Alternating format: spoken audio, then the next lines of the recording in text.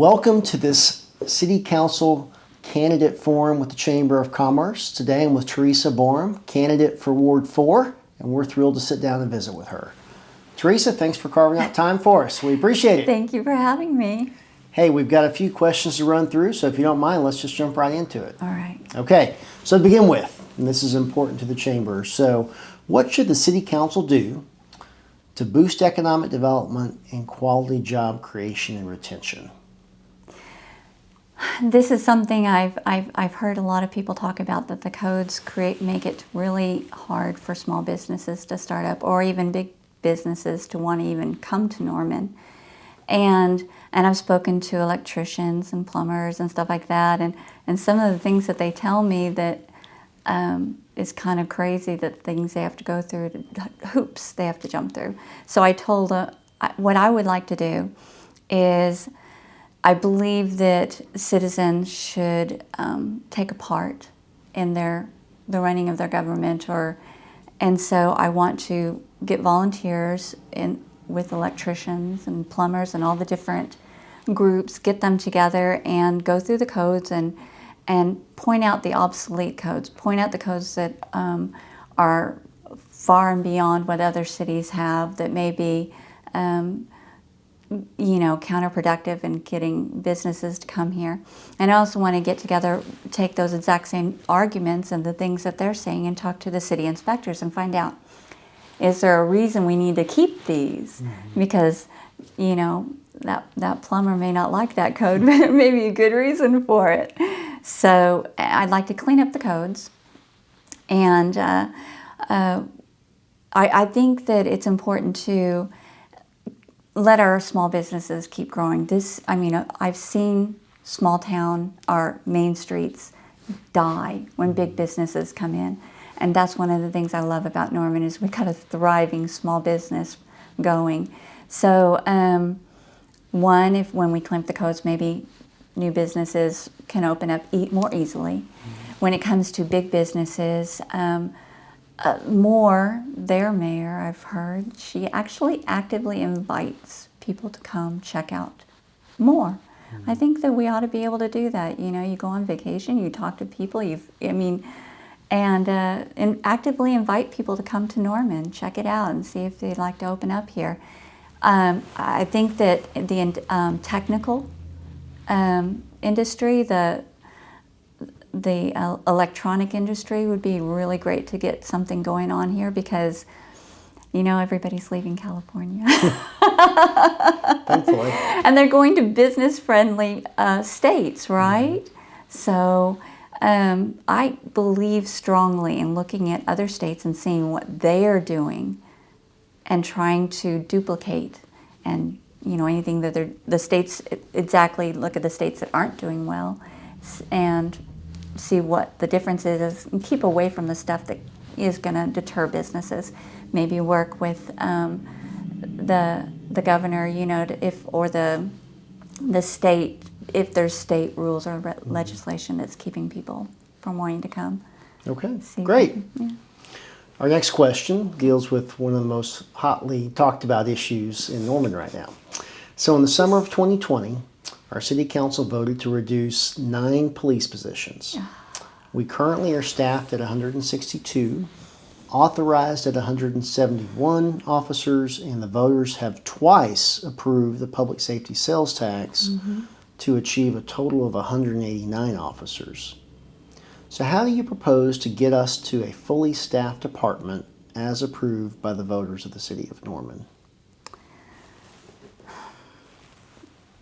You have to get the pay up, for one. And we've already, unfortunately, with what our mayor did and the city council did, it's a deterrent to people to want to come here, because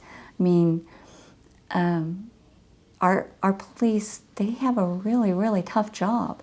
They don't ever go out to a positive situation. They're not going out to baby showers and weddings, right? They're going into situations where everybody's upset. Mm-hmm.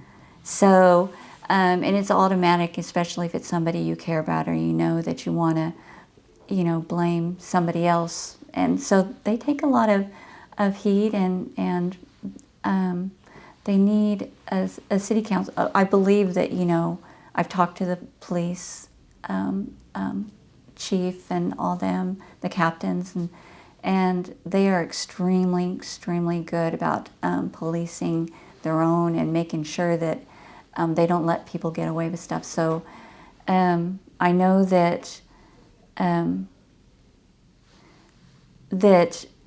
we have to support our police.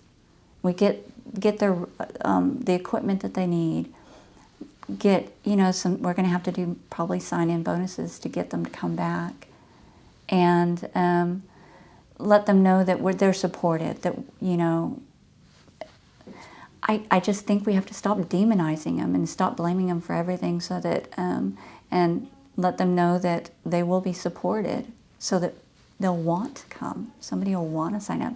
And, we have got to do a better job of talking to people, just like I was speaking to you earlier about, there was a reason why those positions weren't filled.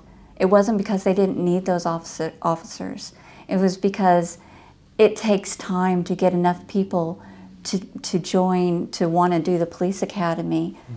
Because they can't do the academy just for 1 or 2 people. They have to fill the class, and it could take up to a year to fill the class. And then they have to go through all the training. So the citizens need to understand that just because a position isn't filled immediately does not mean that they do not need those positions. We shouldn't just say, let's cut the funding because obviously they don't need these positions because they're not filled. Right. And it's complicated, but there's way more that I could talk about, but I know we got to move on. Okay, well, let's hit the next one. So the council has discussed business registration fees. They're having a conversation immediately about utility connection fees and other fees on businesses. So what are your thoughts on these fees and your stance in general on business fees? I think that it goes back to making it business friendly for people to come. The more fees you have, the more regulations you have, you're just deterring people from wanting to even start up anything in here in Norman. And let's face it, if you don't have enough businesses, people will become unemployed, and there's no opportunity for them to even have a job. We need the jobs. We have a growing population. Mm-hmm. So I don't believe that the way to bring businesses to Norman is to make it so expensive for the little guy to start up. I mean, the big businesses can handle the fees, but we're talking about the little businesses, the little guy, and that's what America is all about, right? You can be anybody, mm-hmm.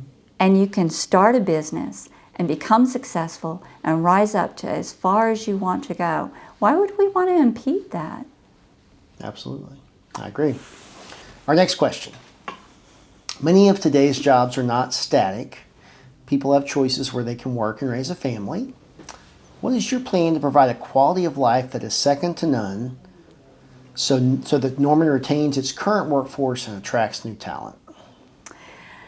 You know what I think is really, really sad is the new shopping area that is on 24th Street, West 24th Street, mm-hmm. north of Robinson. That was supposed to be an area where people could go and spend the day, a park-like area, a dining area, someplace where you could park your car somewhere and just walk. And they just turned it into another, basically like a strip mall with some big box stores. And a large part of that parking lot is completely empty. I think that one of the things that I would like to do is start up something with citizens to get more trees and more greenery and make our city beautiful. I think that I don't believe it has to be all government expense. I don't think it has to be, but you can work with nonprofits to get donated trees and stuff like that, work with citizens as groups and I wonder if there's some way that we can get businesses in that strip mall, if we could work with them to get part of that parking lot turned into an area that's a walking area, someplace with trees and and little eateries and stuff like that, and then the parking area be close to the street, because I mean it's empty parking lot, and then it's huge. It's a massive parking lot, and then we would be bringing in more businesses because there'd be little eateries or little shops that they can go through, little tables, picnic-like areas, trees make it more beautiful. I love the wellness center, things like that. If you have some place where you can go and spend the day or take classes, and so your life isn't just go to work and come home, go to work, come home. Right. Cook, go to bed, get up, go to work, and come home. Well, and a side note here on the parking situation, and this goes back to that regulations and fees things. That parking is dictated by the city of Norman. So if the city would change its regulations, which they're doing, having healthy discussions on, which I think is a good thing, to change the minimum parking restrictions, then maybe we wouldn't have so many vacant parking lots sitting around town that could be used for other purposes. Exactly. So that's where I think a little bit of thinking outside the box and innovation could go a long ways to help impact that quality of life. Yeah, I've been to so many, and I've been to so many different cities. I've traveled quite a bit. So I've seen what they've done, and it's just, you really do park and just spend the day some places. And we've got a lake. It just, there's got to be more that we can do with it. All these things are something you would have to talk with all the different offices, Parks and Recreation and stuff like that. But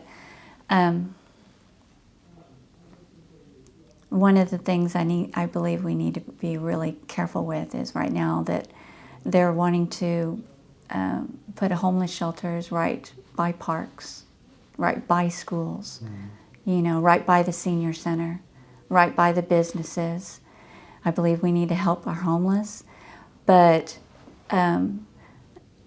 you don't discount all the other people in your area to do that. You have to take into account that you're hurting businesses and you're hurting your city, because people are going to want to come.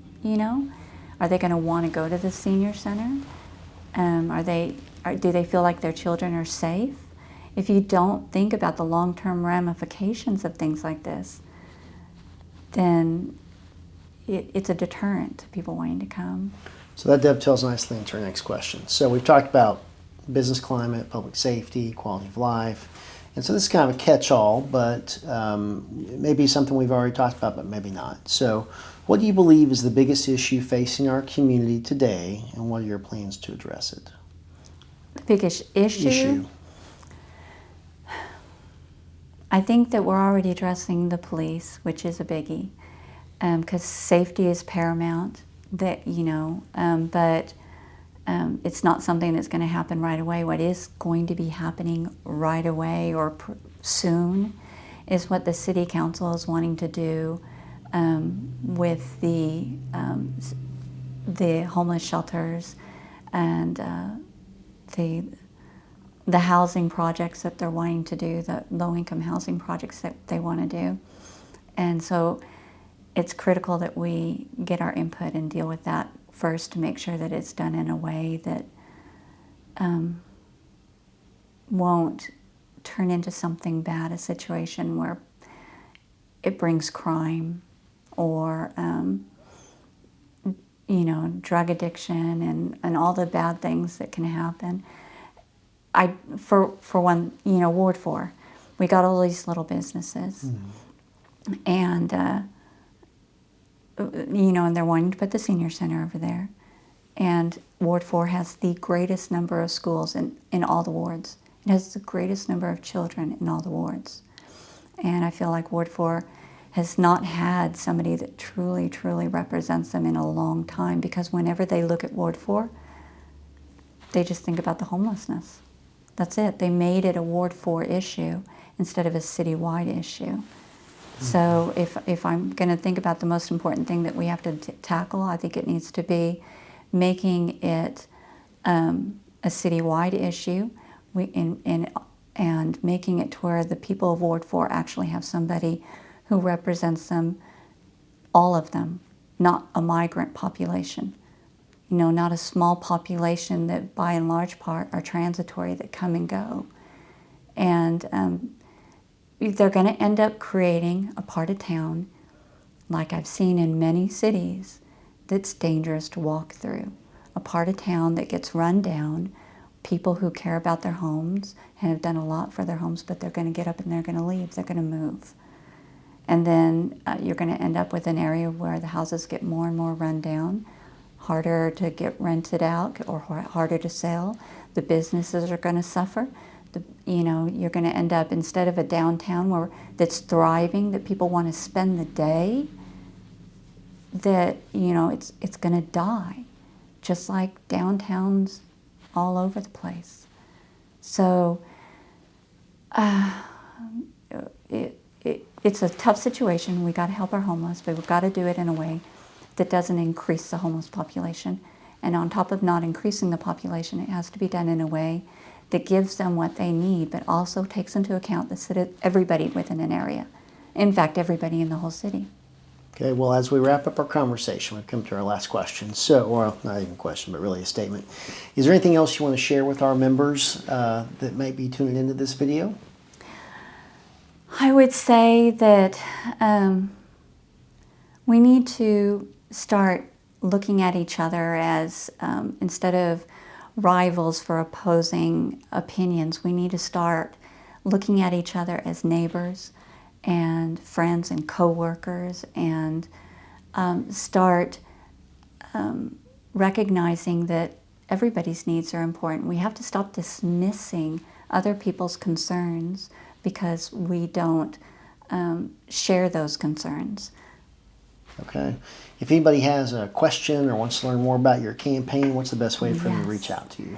I have a website. It is teresaborum.org. I also have an email address, and that is Borum for Norman with the number 4 at gmail.com. I welcome anybody who would like to contact me. Can I say one other thing? Sure. I have 2 petitions going because I feel like it's so important. We have to start letting the people have a voice in our government. The first petition says that we as citizens should be able to vote on whether or not we have city-run shelters, whether our tax dollars go towards that, or if we continue working with nonprofits, we should have a say. Mm-hmm. The second one states that you don't put homeless shelters within a half a mile of a school, daycare, or park. And I think that that we can help them. I think there are places still in Norman that they can be placed if we choose to have city-run shelters. There are other places that will serve their needs and the city's needs.